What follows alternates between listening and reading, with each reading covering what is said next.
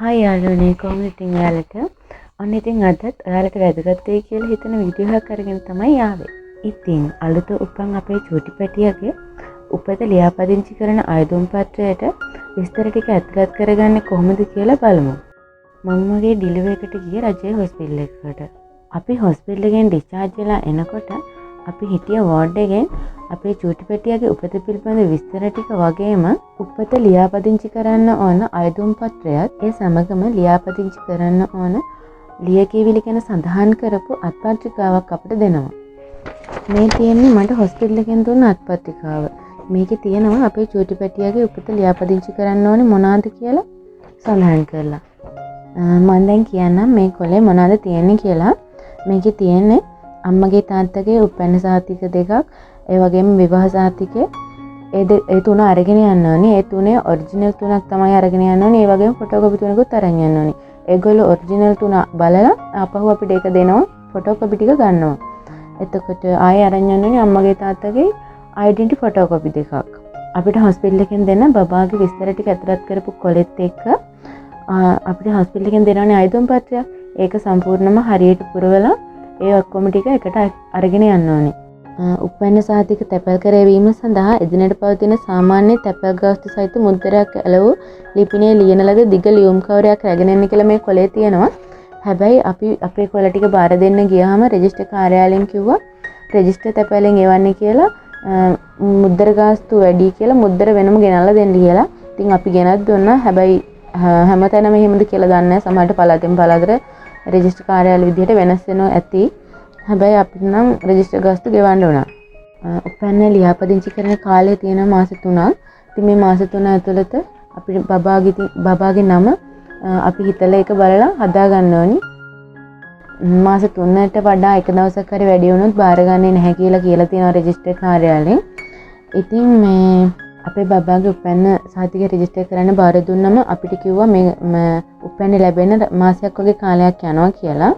Register කාර්යාලයෙන් අපිට තව දෙයක් කිව්වා අපේ බබාගේ උපැන්න අපිට ආවට පස්සේ එක අකුරක් හරි වැරදිලා තියෙනවා නම් දවස් 2-3ක් ඇතුළත රෙජිස්ටර් කාර්යාලයට අරගෙන එන්න කිව්වා ඒක නිවැරදි කරගන්න.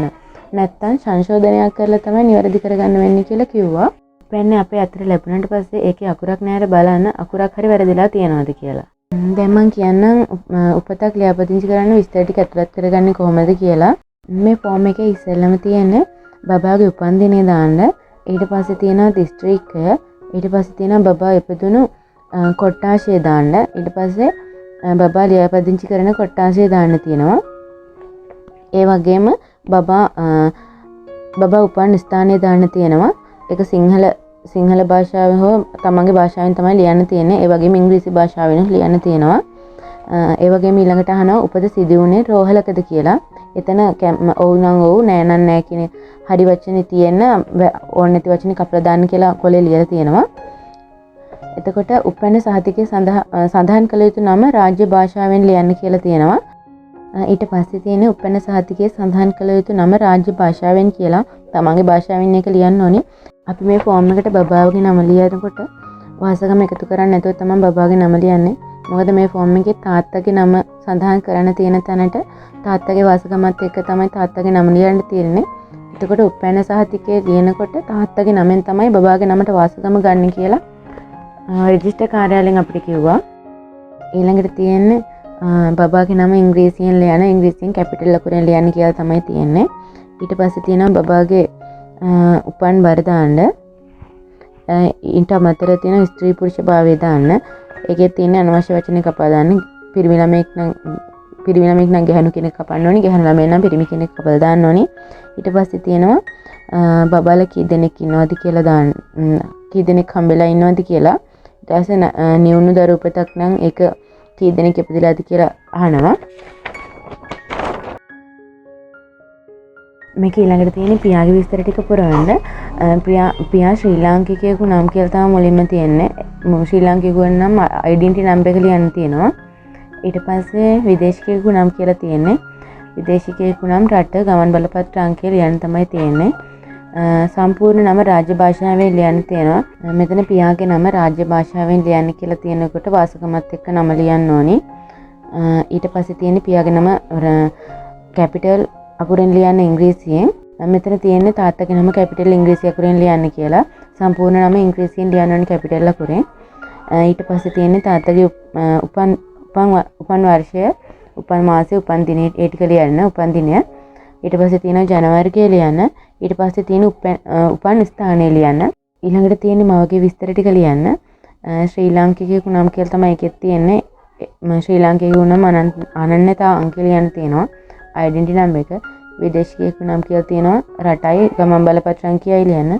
ඊට පස්සේ තියෙන්නේ අම්මගේ සම්පූර්ණ නම ලියන්න. වාසකමත් එක. ඊට පස්සේ තියෙන්නේ අම්මගේ නම ඉංග්‍රීසි කැපිටල් අකුරෙන් සම්පූර්ණ නම ලියන්න. ඊට පස්සේ තියෙන්නේ අම්මගේ උපන්දිනය ලියන්න. වර්ෂය, මාසය, දිනය කියලා වෙන් කරලා ලියන්න තියෙනවා. ඊට පස්සේ ළමයාගේ උපන් දිනේට වයස කීයද කියලා අහනවා අම්මගේ නම අම්මගේ වයස ලියන්න ඕනේ බබාගේ උපන් දිනේට. එතකොට ජනවාරිය මොකද්ද කියලා අහනවා. ඊට පස්සේ තියෙන්නේ අම්මා උපන් ස්ථානය ලියන්න. ඒක ඔයාලා උපන් ස්ථානය අනුව ඒක ලියන්න ඕන. ඊට පස්සේ තියෙන්නේ අම්මගේ ස්ථිර පදිංචිය ලියන්න, පදිංචි ස්ථානය. ඊට පස්සේ තියෙනවා මේ ලිපිනය අයත් දිස්ත්‍රික්කය ලියන්න. ඊට පස්සේ මේ ලිපිනය අයිති ප්‍රදේශීය ලේකම් කොට්ටාසය ලියන්න තියෙනවා. ඒ වගේම ග්‍රාම නිලධාරී කොට්ටාසය ලියන්න තියෙනවා. ඊට පස්සේ තියෙන්නේ සම්බන්ධ කරගන්න පුළුවන් තොරතුරු දුරකථන අංකයක් ඉල්ලලා තියෙනවා. ඒ වගේම ඊමේල් එකක් ඉල්ලලා තියෙනවා. ඊට පස්සේ තියෙන්නේ හොස්පිටල් එකට ඇතුළත් කිරීමේ තොරතුරු තියෙනවා නම් දාන්න කියලා. අපි ළඟ තියෙනවා නම් විතරයි ඒ ටික දාන්න කියන්නේ. අපි ළඟ නැත්නම් ඕනේ නැහැ. ඊළඟට තියෙන අපේ විවාහයේ විස්තර ටික ලියන්න. මව්පියන් විවාහකද කියලා අහනවා. විවාහකයි නම් කතිර ලකුණක් දාලා සටහන් කරන්න කියලා තියෙනවා. ඊට පස්සේ තියෙනවා විවාහ ස්ථානය දාන්න. ඊට පස්සේ තියෙන විවාහ දිනය. ඒ වගේම තියෙනවා මව්පියන් විවාහ වී නොමැති නම් පියාගේ තොරතුරු අතුලත් කර ගැනීම සඳහා මව සහ පියා අත්සන් කරන්න ඕන කියලා. මවගේ අසන පියාගේ අසන කියලා අත්සන් කරන්න තියෙනවා. ඊට පස්සේ තියෙන්නේ මුත්තා මී මුත්තාගේ විස්තර. ළමයාගේ මුත්තා ශ්‍රී ලංකාවේ උපන්න නම් කියලා තියෙන්නේ මුලින්ම. ඔහුගේ සම්පූර්ණ නම රාජ්‍ය භාෂාවෙන් ලියන්න තියෙනවා. ඊට පස්සේ ඩෙන්ටිටි නම්බර් එක ලියන්න තියෙනවා නම් ඔහු උපන් වර්ෂය ලියන්න තියෙනවා. ඊට පස්සේ උපන් ස්ථානය ලියන්න කියලා තියෙනවා. ළමයාගේ පියා ශ්‍රී ලංකාවේ නොපිද මී මුත්තා ලංකාවේ උපන්නේ නම් මී මුත්තාගේ විස්තර ලියන්න තියෙනවා. බබාගේ තාත්තගේ තාත්තා ලංකාවේ ඉපදුණු කෙනෙක් නම් එතන ඒක ඕනේ නැහැ කියලා ඕනේ නැහැ. ඊට පස්සේ තියෙන්නේ දැනුම් දෙන්නාගේ විස්තර කියලා. ඒ කියන්නේ මේ අපේ ෆෝම් බබාගේ උපන්නේ ලියාපදිංචි කරන්න කියලා බාර දෙන්නේ කාගේද කියලා විස්තර ටික. අම්මා විසින් බාර දෙනව දැනුම් දෙන්නේ කවුද කියලා මුලින්ම අහනවා. අම්මා බාර දෙනව නම් ඒක තාත්තා බාර දෙනව නම් එහෙම දාන්න තියෙනවා. ඊට පස්සේ බාර දෙන කෙනාගේ ඩෙන්ටිටි නම්බර් එක දාන්න තියෙනවා. ඊට පස්සේ නම දාන්න තියෙනවා. ඊට පස්සේ දාන්න තියෙනවා තැපැල් ලිපිනය. අපේ ඇඩ්‍රස් එක. ඊට පස්සේ තියෙනවා ඇමතුම් විස්තර විදිහට දුරකථන අංකයක් දාන්න. ඊට පස්සේ ඊමේල් ඇඩ්‍රස් එකක් දාන්න තියෙනවා. ඊට පස්සේ අත්සන් කරලා දිනේ දාන්න තියෙනවා. අවසාන වශයෙන් තියෙන්නේ රෙජිස්ට්‍රාර්ගේ විස්තර ටික දාන්න. ඒක තොරතුරු වාර්තා කරන නිලධාරියා විසින් පිරුණා කියලා එකේ දාලා තියෙනවා. අපිට ඒක කරන්න දෙයක් නැහැ. ඔහොම තමයි ඉතින් බබාගේ උපැන්න ෆෝම් එක පුරවන්න තියෙන්නේ. ඉතින් ඔන්නෝම තමයි බබාගේ උපැන්න සහතික ෆෝම් එක පුරවන්න තියෙන්නේ. ඉතින් වීඩියෝ එකෙන් වැදගත් දෙයක් ගත්තා කියලා හිතනවා. වැදගත් දෙයක් ගත්තා නම් කමෙන්ට් එකක් ලයික් එකක් දාන්න. අහන්න දෙයක් තියෙනවා නම් අහලා කමෙන්ට් එකක් දාන්න. සබස්ක්‍රයිබ් කරලා නැත්නම් සබස්ක්‍රයිබ් කරන්න. අනිවාර්යෙන් ලයික් එකක් කමෙන්ට් එකක් දාන්න. ගිහින් එන්න ආයෙත් වීඩියෝ එකකින් හම්බ වෙමු.